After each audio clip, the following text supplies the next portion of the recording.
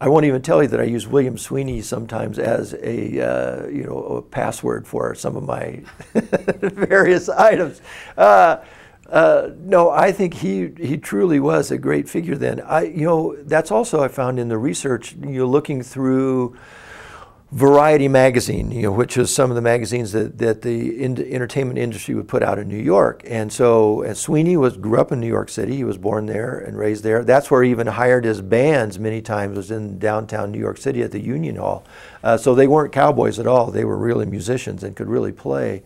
And Sweeney was often pictured in Variety magazines. They would say, William Sweeney is playing a con cornet. And so Buffalo Bill's band director plays con, and you know, just like they would have advertisements today. And so the people in that field would see Sweeney. They would know that he was Buffalo Bill's band director, that he played con cornets or whatever it might have been. And so he would have been a mini celebrity in his day. And so there would have been people, I think, that would have looked up to him for sure as being really a band director of one of the best traveling shows out there. People would have respected him and all those kinds of things. So yeah, he earned his way in the field. The music became a stereotype and even sounds a bit cartoonish to our ears. In fact, I'm sure all of you have heard Warner Brothers cartoons that probably incorporated some of this music. But there was real Indian music in the show as well. In fact, Cody employed many different Plains Indian tribes, mostly Lakota Sioux, but also Arapaho and Omaha and Pawnee and Cheyenne, and Crow, of course. And their musics were shared in such a way that many scholars actually give Buffalo Bill's Wild West some of the credit for beginning the Pan-Indian movement.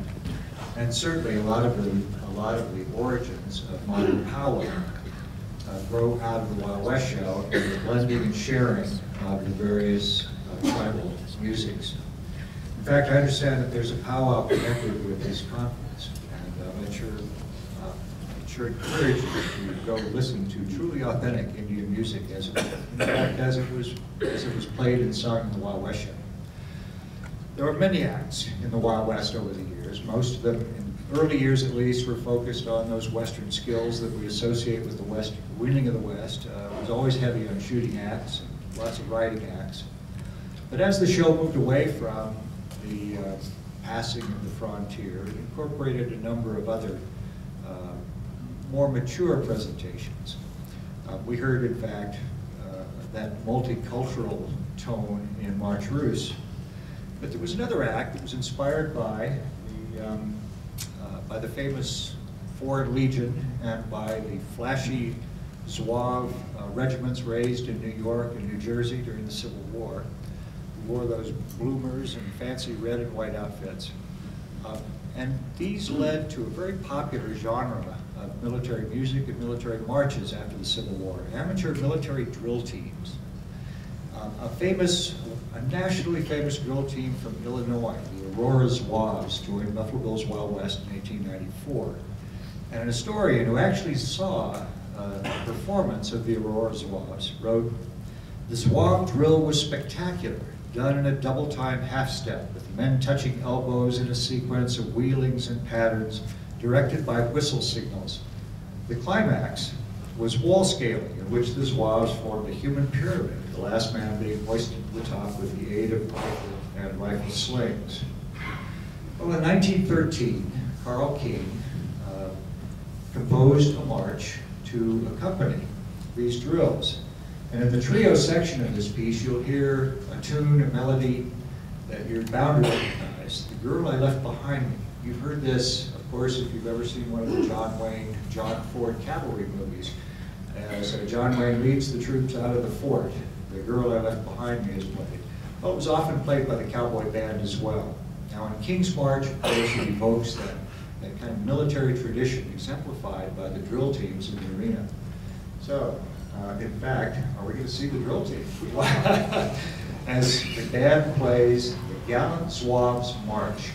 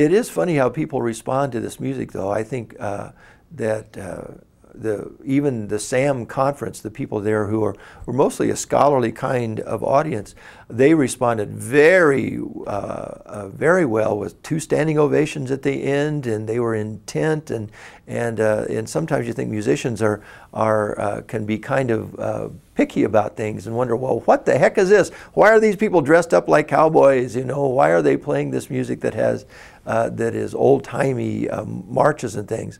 And with Paul Fees doing such a great job narrating, kind of telling the story of the Wild West show, and then us playing the music, it was really kind of a perfect combination in that I think that audience really responded well to what they were learning about the past and to the quality of the music that was going on too. It was really a nice live combination. No PowerPoint, or the PowerPoint worked great, but I mean this was not like a PowerPoint presentation. We had actually live people, live musicians. It's not just a film or a movie, and I think they responded to that live sense of excitement that we put forward. In the Music Man.